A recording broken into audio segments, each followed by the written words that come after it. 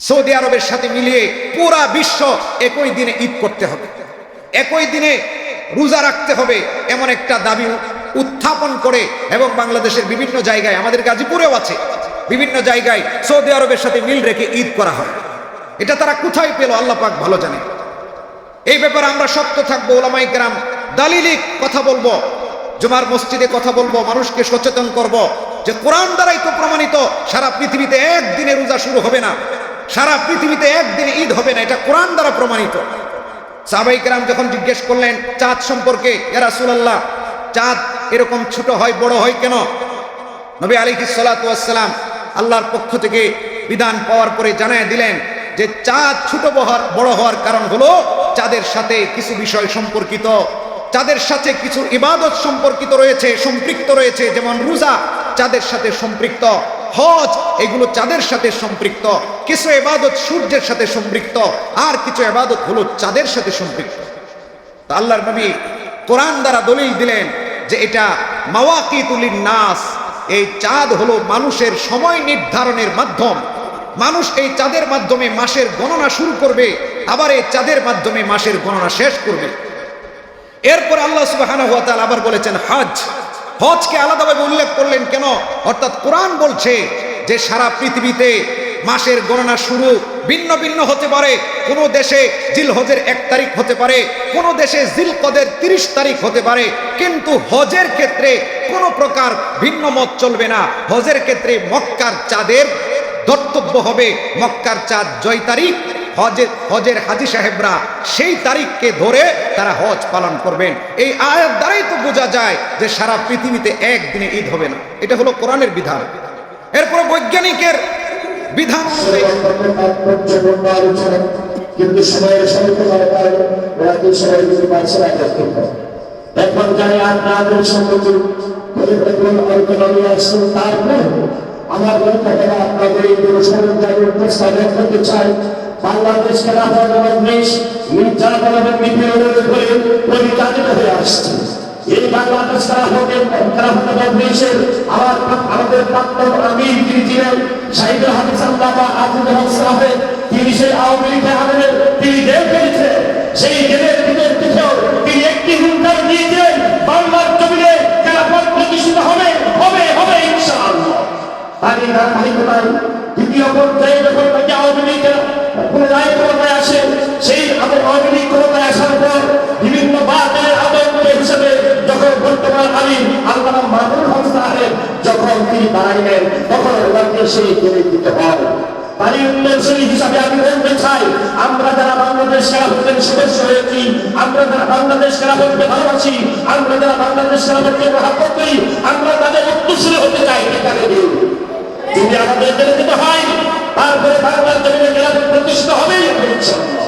যদি আমাদেরকে টুকরো টুকরো করা হয়, তারপরে আমাদেরকে এই খেলাফতের দাওয়াত থেকে ইনশাআল্লাহ এক বিন্দু পরিবার সরাইতে পারবে না। কথা বলে কি আমাদের সম্পর্কে গুরুত্বপূর্ণ আলোচনা নিয়ে আসছেন সারা বাংলাদেশের পরিচিত, সারা বাংলাদেশের আমাদের আজকে এই প্রোগ্রামে এই বাংলাদেশ খেলাফত মজলিসের প্রোগ্রামে যে কোরবানি শীর্ষক আলোচনা প্রধান আলোচক হযরতুল আল্লাহ হযরত মাওলানা মুফতি হাফিজুল্লাহ কাসেম হযরত মাওলানা মুফতি হাফিজুল্লাহ কাসেম দাওয়াত বরকত শাইখুল হাদিস ও মুফতি জামিয়া কাফিরিয়া টাঙ্গাইল, শাইখুল হাদিস ও মুফতি জামিয়া কাফিরিয়া টাঙ্গাইল হযরত কিতাব সরকার পেশ করার জন্য আজকে বাংলাদেশ খেলাফত মজলিস কোরআনী শীর্ষক আলোচনা প্রতিযোগিতার পক্ষ থেকে সবিনয় অনুরোধ করাচ্ছি।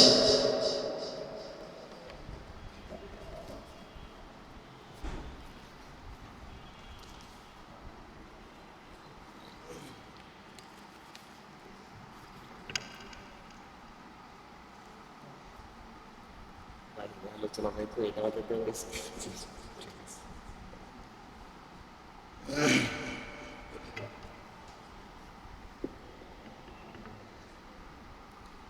السلام عليكم ورحمة الله وبركاته. الحمد لله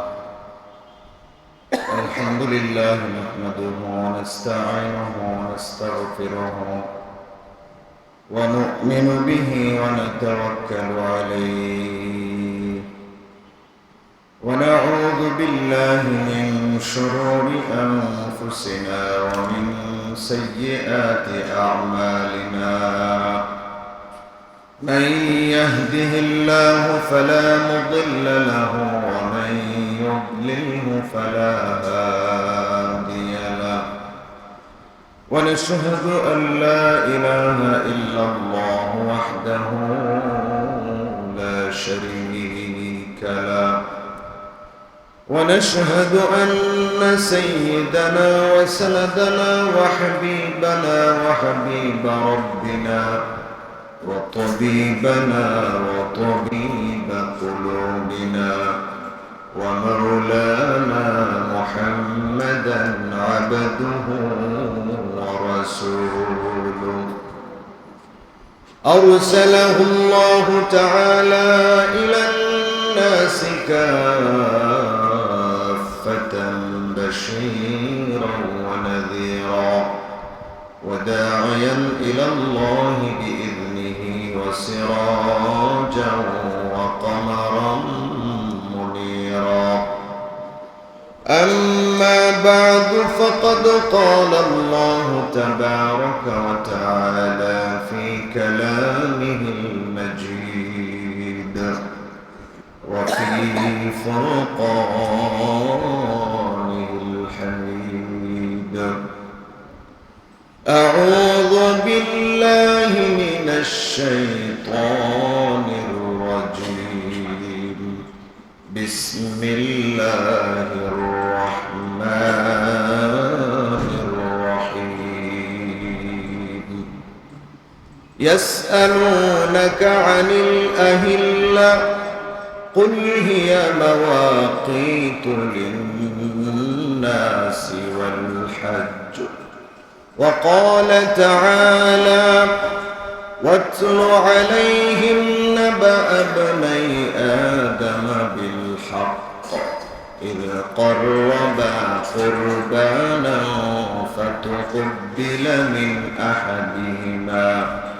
فتقبل من أحدهما ولم يتقبل من الآخر قال لأقتلنك قال إنما يتقبل الله من المتقين وقال رسول الله صلى الله عليه وسلم صوموا لرؤيته وأفطروا لرؤيته فإن أغمي عليكم فأكملوا عدة شعبان 30 أو كما قال عليه الصلاة والسلام وقال عليه الصلاة والسلام إن الله لا ينظر إلى صوركم ولا إلى أجسامكم ولكن ينظر إلى قلوبكم وأعمالكم أو كما قال عليه الصلاة والسلام صدق الله العظيم وصدق رسوله النبي الأمي الكريم ونحن على ذلك لمن الشاهدين والشاكرين والحمد لله رب العالمين आज भी हो जो इब्राहीम का ईमान पैदा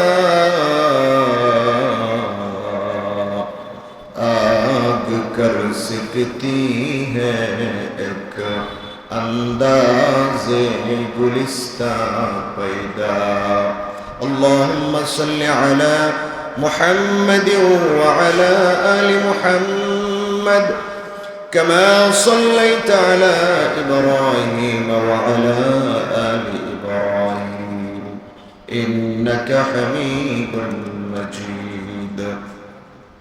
اللهم بارك على محمد وعلى آل محمد كما باركت على إبراهيم وعلى آل إبراهيم إنك حميد مجيد.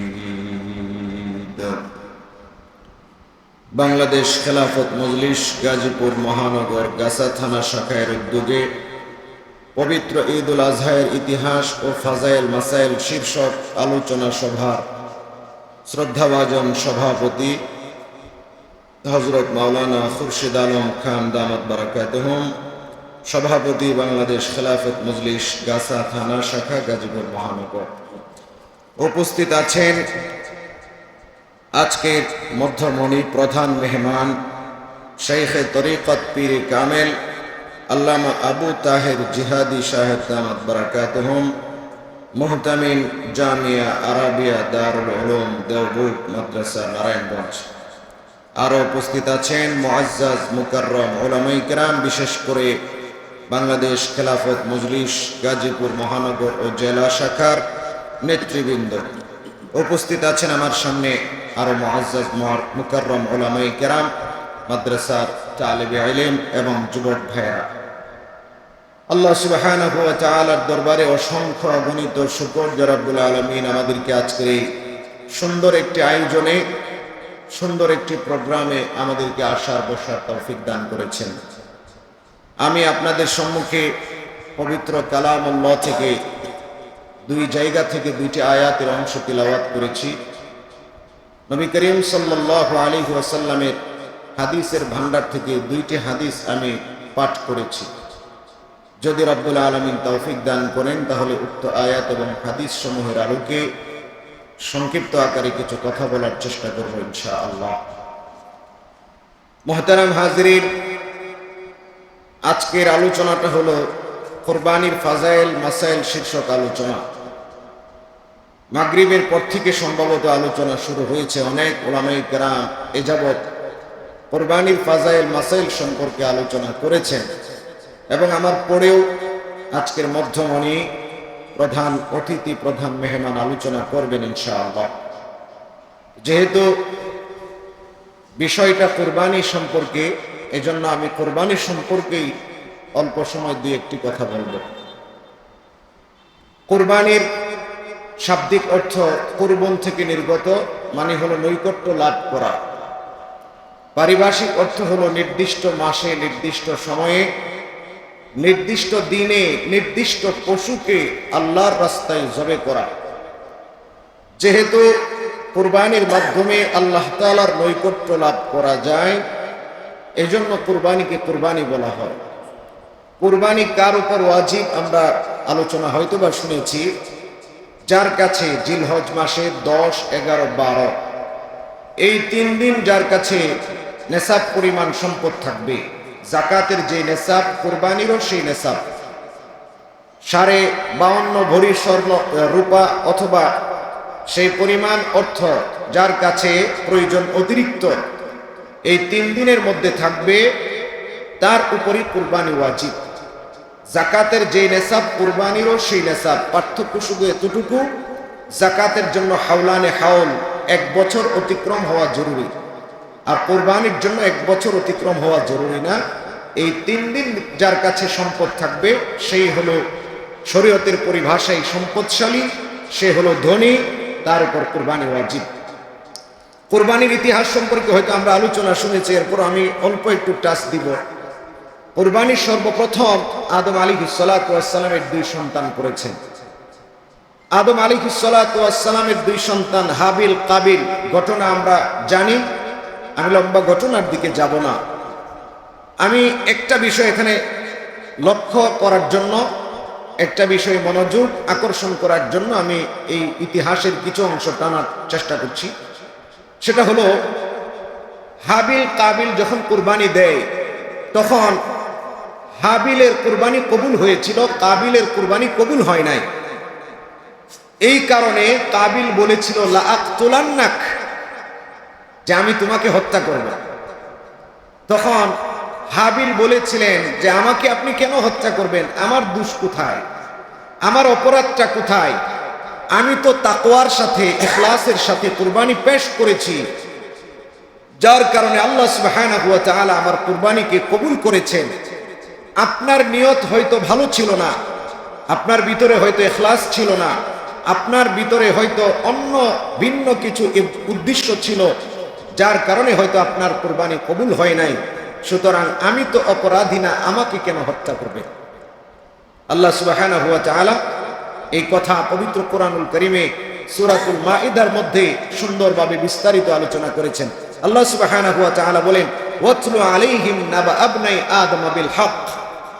হে মুহাম্মদ আরবি, আপনি আদমের দুই সন্তানের ঘটনা আপনার উম্মতের কাছে যথাযথভাবে পেশ করুন, যথাযথভাবে পুঙ্খানো, কোনো প্রকার বাড়াবাড়ি না করে, কোনো প্রকার ছাড়াছাড়ি না করে, কোনো প্রকার পরিবর্ধন না করে, পরিবর্তন না করে আপনি যথাযথভাবে আদমের দুই সন্তানের ঘটনাকে আপনি আপনার জাতির সামনে, উম্মতের সামনে পেশ করুন। এখানে আরেকটি বিষয় আমার জেহেনে চলে আসছে, একটু মনোযোগ দেই। সেটা হলো আল্লাহ সুবহানাহু ওয়া তাআলা ইতিহাস বর্ণনা করার ক্ষেত্রে নবী আলাইহিস সালাতু ওয়াস সালামকে যথাযথ ইতিহাস বর্ণনা করার আদেশ করেছেন, কোন প্রকার পরিবর্ধন করতে নিষেধ করেছে।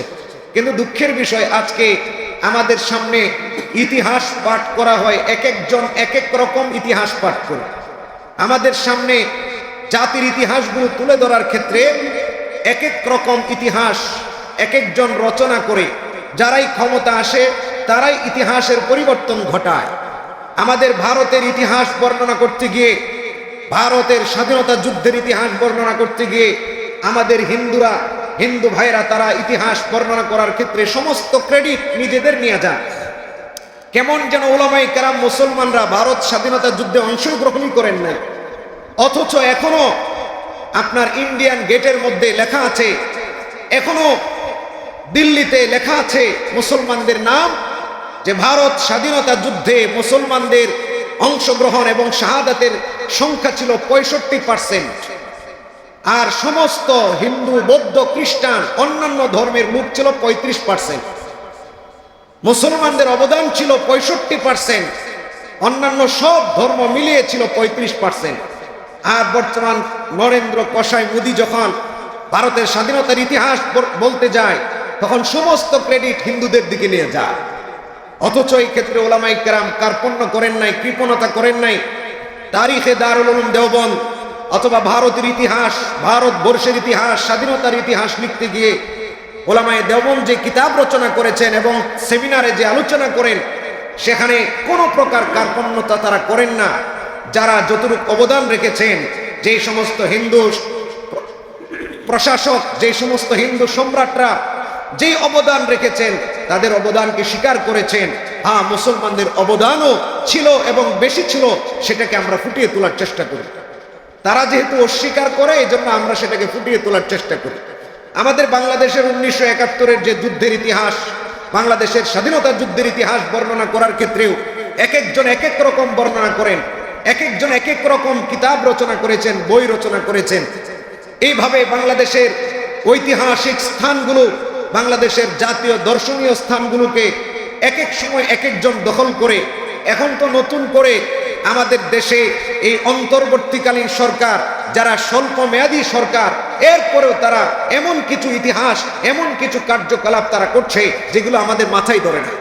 যেমন ইদানিং তারা একটা কাজ করেছে, গতকালকে আমরা বাংলাদেশের অনলাইন জাতীয় পত্রিকা Somoy news TV, Jamuna television, channel 24 সহ, RTV সহ, 21 টেলিভিশন সহ সবগুলো অনলাইন জাতীয় এবং আন্তর্জাতিক গণমাধ্যমে আমরা দেখেছি যে আমাদের বাংলাদেশের 92% মুসলমানের বাংলাদেশের যে নোট আছে, টাকা, ওই টাকার মধ্যে 20 টাকার নোটের মধ্যে মসজিদের ছবি ছিল, 60 গম্বুজ মসজিদের ছবি সেখানে ছিল।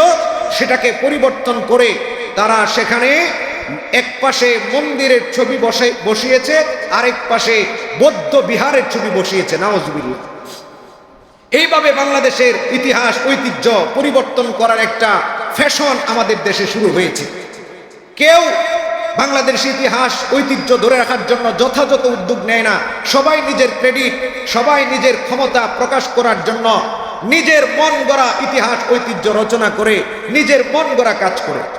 আমরা কোনো সময় বলি নাই যে বাংলাদেশের নোটের মধ্যে, টাকার মধ্যে মসজিদের ছবি দিতে হবে, বরং আমরা তো সব সময় এগুলোর বিরোধিতা করেছি। মসজিদ আল্লাহ তাআলার ঘর, সারা পৃথিবীর মধ্যে সমস্ত জায়গার মধ্যে সর্বোৎকৃষ্ট জায়গা, পবিত্র জায়গা। এই মসজিদ টাকার নোটের মধ্যে দিলে মসজিদের দাম বেড়ে যাবে না, না দিলে মসজিদের দাম কমে যাবে না।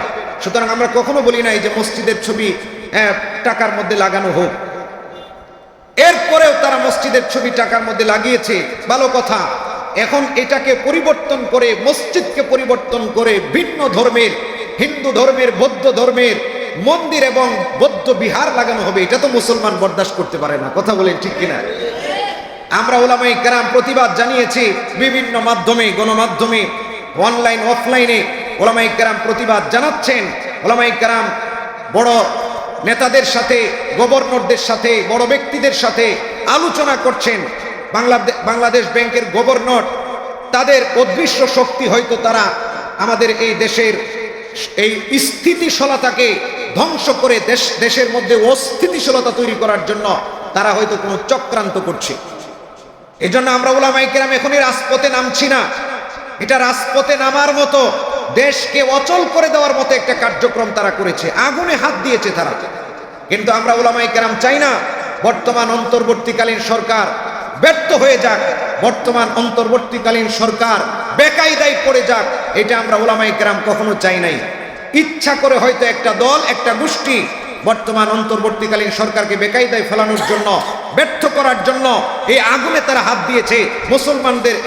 মুসলমানদের এই কলিজার টুকরা মসজিদকে বাদ দিয়ে তারা সেখানে মন্দির বসিয়েছে, যেখানে 92% মুসলমান এই টাকার নোটগুলো ব্যবহার করবে, যেখানে মুসলমানরা এই টাকার নোটগুলো দিয়ে মসজিদে আদান প্রদান করবে, মসজিদের দান বাক্সের মধ্যে এই টাকাগুলো থাকবে, মানুষ মুসলমানরা এই টাকাগুলো মুসলমানরা আদান প্রদান করবে, মুসলমানদের হাতে ব্যবহৃত হবে, মুসলমানরা মসজিদে যাবে এই নোট নিয়ে।